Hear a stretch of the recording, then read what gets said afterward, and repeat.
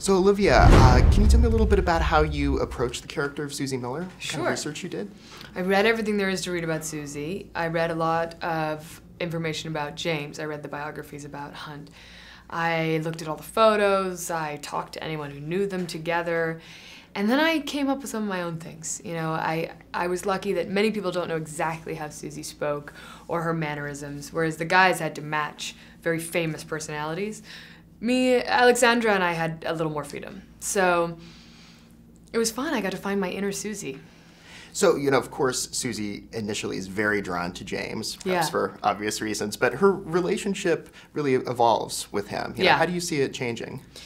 Well, she tries. She's optimistic initially, but then once he starts drinking heavily and he becomes very nasty, I think she realizes it's not worth it, that she has enough self-respect to get out of there.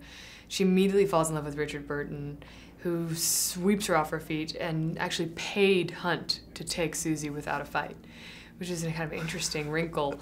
And I just thought, you know, she's a woman who I respect because she tried, she was romantic, she tried this, she loved James, and even when she left, she loved him, but she had enough self-respect to leave.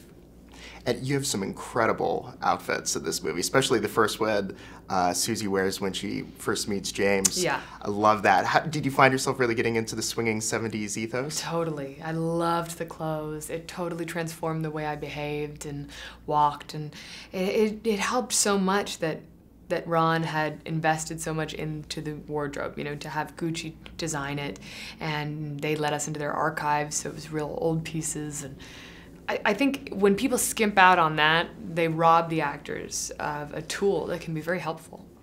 Why do you think we have such a romantic view of the 70s? I think it was a time of hope and possibility. I think it was also a very dangerous, kind of reckless time.